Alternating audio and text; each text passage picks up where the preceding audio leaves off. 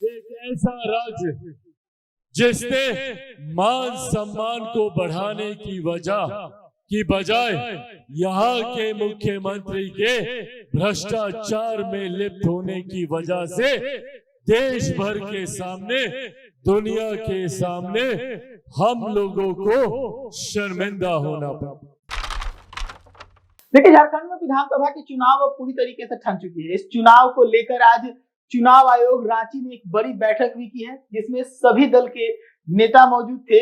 ये बैठक इसलिए हुई कि वहां पर जो चुनाव है उसमें किस प्रकार से जो पार्टियां हैं उनके सुविधाओं का ख्याल रखे चुनाव आयोग, और किस प्रकार से जो वहां की पार्टियां हैं वो चुनाव आयोग को मदद करे इस पूरे चुनाव को लेकर। क्योंकि चुनाव के दरमियान कई तरह की मिसअंडरस्टैंडिंग जो है वो देखने को मिलती है, कई तरह की त्रुटियां भी कई बार चुनाव आयोग के सामने आ जाते हैं जो तैयारियों में नहीं रहता। इसी को लेकर हर एक चुनाव से पहले चुनाव आयोग एक बैठक करती है। ये बैठक हुई आज, इसमें जो मुख्य मांग रही वो ये रही कि जो चुनाव है वो छठ के बाद कराया जाए। लेकिन आज मैं बात करूंगा चिराग पासवान की। चिराग पासवान झारखंड में है और झारखंड पहुंचने के साथ ही वहां के सीएम हेमंत सोरेन को जमकर आज लपेट रहे थे। चिराग पासवान ने अपने पूरे भाषण के दरमियान ऐसे ऐसे शब्दों का इस्तेमाल किया जो कहीं ना कहीं वहां के उनके श्रोताओं को जरूर ये सोचने पर मजबूर करेगा कि क्या सच में झारखंड का अपमान हुआ है। चिराग पासवान ने कहा कि यहाँ का जो सीएम है उसने यहाँ के सम्मान बढ़ाने के बजाय ऐसी हरकत की है जिससे झारखंड अब अपमानित हो रहा है। यहाँ के सीएम रहते जेल जाने की जो नौबत आई, इससे झारखंड अपमानित महसूस कर रहा है। पूरे मामले पर चिराग पासवान क्या कुछ कह रहे हैं, सुनिए। आने वाले दिनों में विधानसभा के चुनाव भी होने वाले और ये विधानसभा के चुनाव निर्धारित करेंगे आप लोगों के 5 साल का भविष्य। हम लोगों ने पिछले 5 साल भी झारखंड में देखे।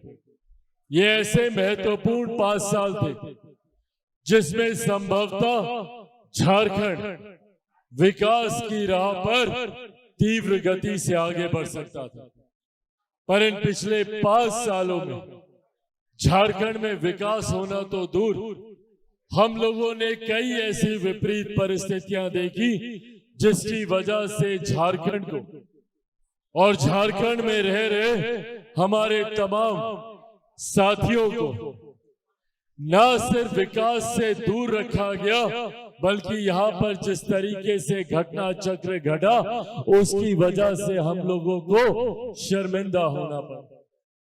भारत का एक ऐसा राज्य जिसके मुख्यमंत्री को भ्रष्टाचार के आरोपों में जेल जाना पड़ा। एक ऐसा राज्य जिसने मान सम्मान को बढ़ाने की बजाय यहाँ के मुख्यमंत्री के भ्रष्टाचार में लिप्त होने की वजह से देश भर के सामने, दुनिया के सामने हम लोगों को शर्मिंदा होना पड़ा।